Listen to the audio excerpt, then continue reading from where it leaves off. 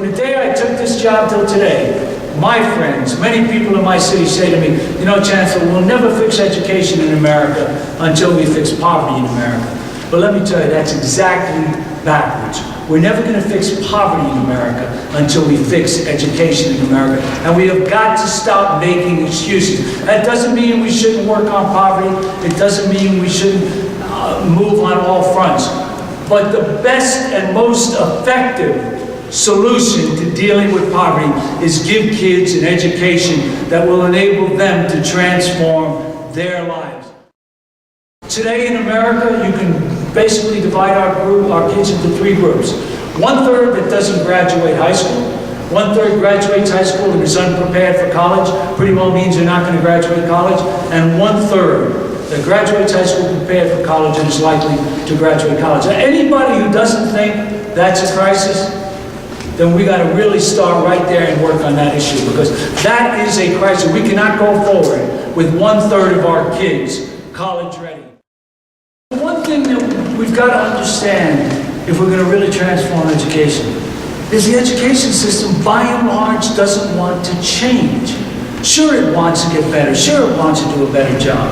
But it doesn't want to do the tough, transformative work, because the system serves lots of needs quite effectively. It just doesn't serve the needs of our children, particularly our neediest children. We just came out with a study, independent study by a Stanford economist, Carolyn Hoxby, which she compared our charter schools to our public schools based on kids who applied to the schools. So it wasn't any self-selection or creaming. The outcome differences were dramatic. And what that's about is schools that are able to do work at an entirely different level. So if we know it can be done, and we know that zip code isn't destiny, shame on us for not doing it. We keep doing the same thing, or keep hoping for enough resources, somehow we'll solve all our problems, we're going to get the same results.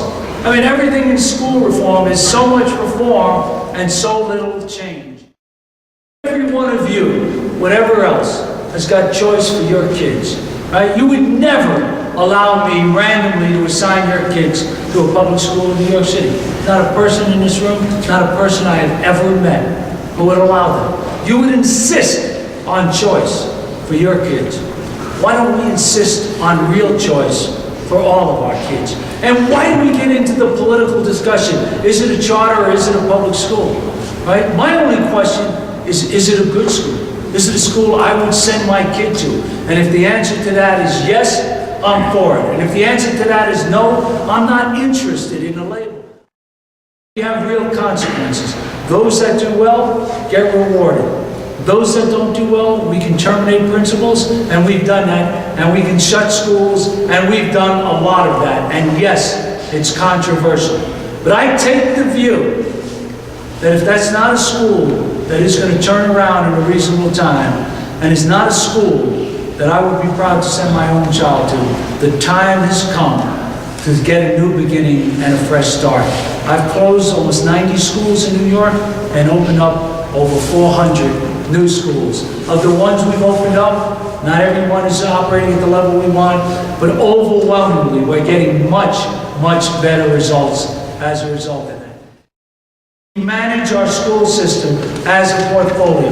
We close down the non-performers, we look for differentiation, we bring in external partners, and we're moving in career and technical. My people went to Singapore to learn what they're doing there. I've met with people with Finland and Sweden and so forth. We're learning to create a portfolio so that we design a school system that meets the needs of the kids, not hope for kids that meet the needs of the school system.